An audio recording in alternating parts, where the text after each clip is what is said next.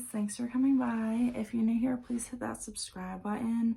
I do talk about true crime, creepy and disturbing things. Hit the bell button for notifications for my page, and if you want any stories for me to talk about, then I would love for you to email them to me. My email is under my basic information under my basic information spot on my YouTube page. So let's get started. Since it's October, I want to do one disturbing and scary video a week, and that day is going to be Wednesday. So I noticed that when I do videos on my phone, when I upload them, for some reason it won't upload until a day later. So that's why it's uploading on Thursday instead of Wednesday, but it's supposed to be meant to do a new video every Wednesday. But today I am going to be talking about a pair of twins called the Silent Twins. The Silent Twins, aka June and Jennifer Gibbons, were born in 1963 in England. They both had a speech impediment, which took them a long time to start speaking. But when they did, they only really spoke to each other. They didn't speak to anybody else. It was just Jennifer and June speaking to each other. And they also spoke in a certain language of their own that they just kind of made up. You know, when you're little and you make up your own language, that was kind of how they did. They kind of made up their own language also. The word for this is actually called cryptophagia. That is what it's called when you make up your own language. The twins got a lot of attention from school counselors who called them mute and thought that they were actually speaking some kind of African click tongue language. School was obviously really, really hard for them since they were considered mute, or they were thought to be mute. Also, they were two black twins in an all-white school, and this was in the 60s, so it was really hard for them in school. Nobody tried to be friends with them. They got picked on a lot. A lot of people just avoided them because they thought they were weird. And I mean, it was a little creepy, the things that they did. Like, they would only speak to each other. They would kind of whisper to each other. They would walk in synchronization. Like, they would walk next to each other side by side down the hall and synchronize kind of like a robot. The twins were very withdrawn. They wouldn't talk to anybody. Like I said, they wouldn't look at anybody or communicate to anybody.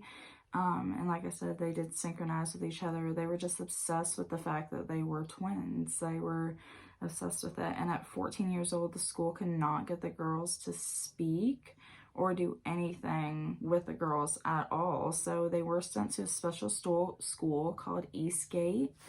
And it was Eastgate for special education.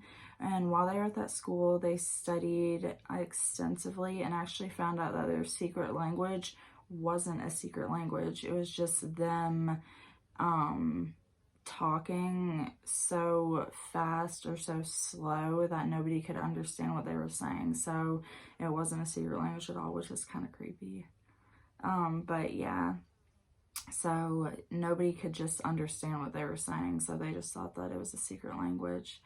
When they became teenagers, they became more and more withdrawn, even refusing to speak to their family.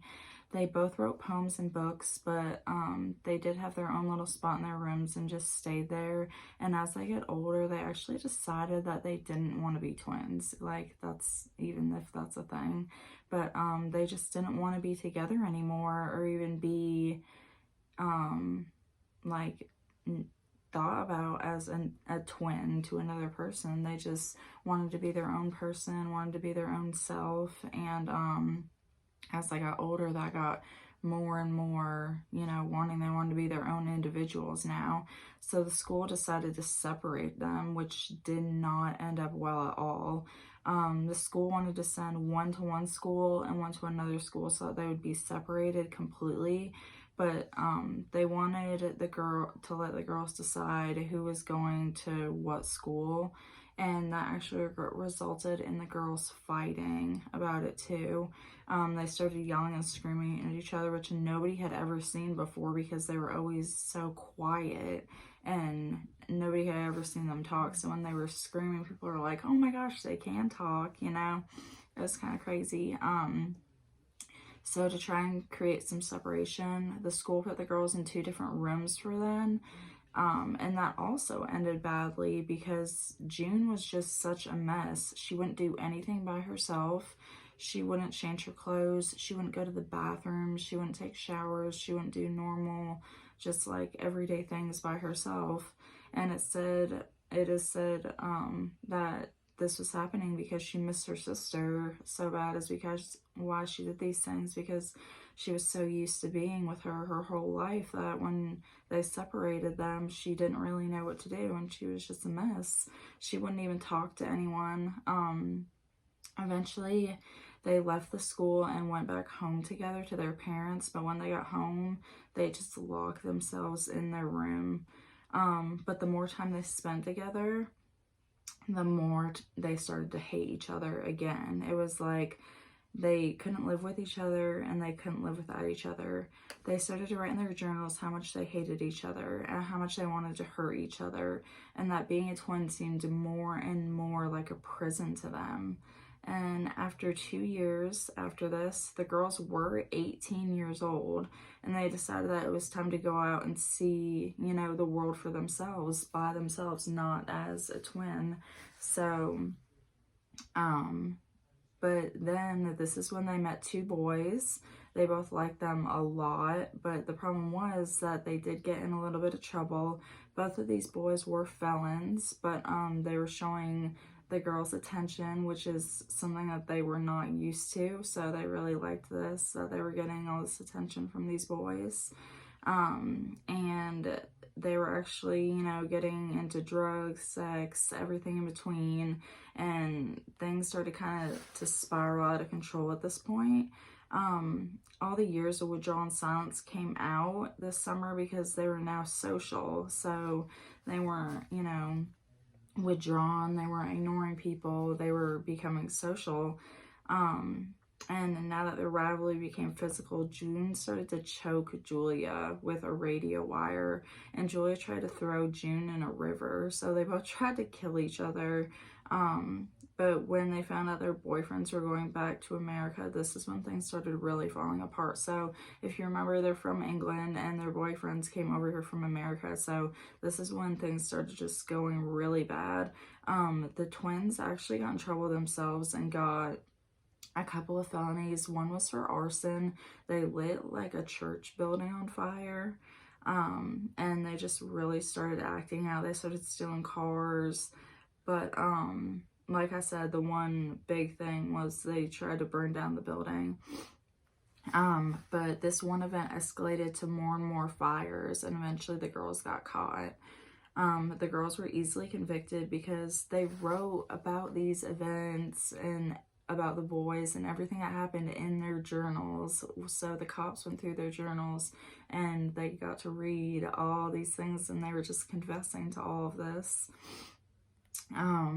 So everything that was going into their lives. So they were sentenced to Broadmoor Psychiatric Hospital until they were better, I guess you would use as a light term.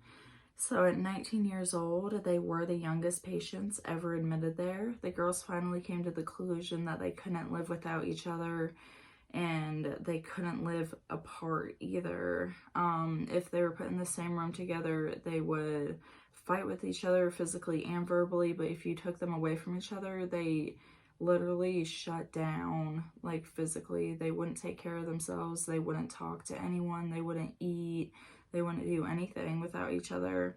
They couldn't have a normal, happy life without each other or with each other. But the girls were actually diagnosed with schizophrenia that year and were separated into 2 different wards. They were heavily medicated, and after about 2 years, they started speaking again. So it took them 2 years to start speaking without the other. This is when things started to get a little bit better for the twins. The treatment was seeming to work better. Now they were allowed to communicate back and forth, writing letters to one another. When they got better, they were able to see each other again, but they just weren't happy again because they were together. They were both writing in their journals how they both couldn't be happy. And the only way is if one of them could be happy is if the other one did not exist. So they were going to be miserable if they were both alive and staying alive. They knew they couldn't be with each other, and they knew they couldn't be without each other. They were locked in together until one of them pretty much died.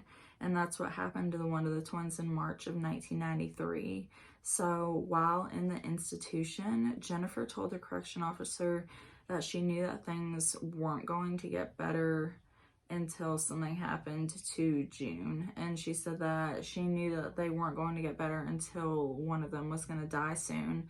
Come to find out, the next day when they were getting transported to their new location, Jennifer just put her head down on June's shoulder and she just passed away right there. It was said that she had acute myocarditis, which is like a mild case of inflammation of the heart. Like I said, it's very mild and very rare. So if you even die from this, then that's really rare. So it's weird that she died from this. June spent 1 year at Castle before she was released, but after being released, she went out to live like a fairly normal life. She met and has a husband now and all of those things. But what started as a childhood obsession turned into like a full-blown schizophrenic, case, according to the people that studied both of them at the prison. It was like they both had multiple personalities inside of each other's heads. It was really crazy and creepy.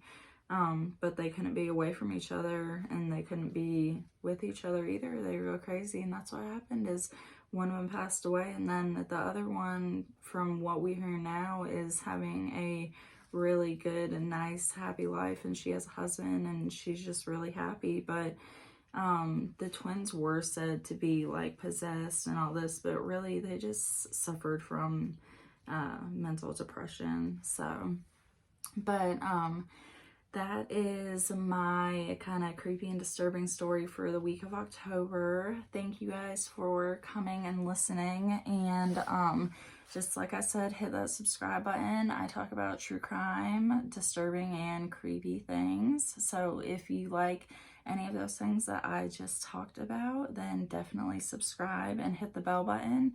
I'm sorry, I have a little bit of a sore throat, so I sound weird, but thanks again for coming by, and I hope y'all have a good night and be safe out there. Bye.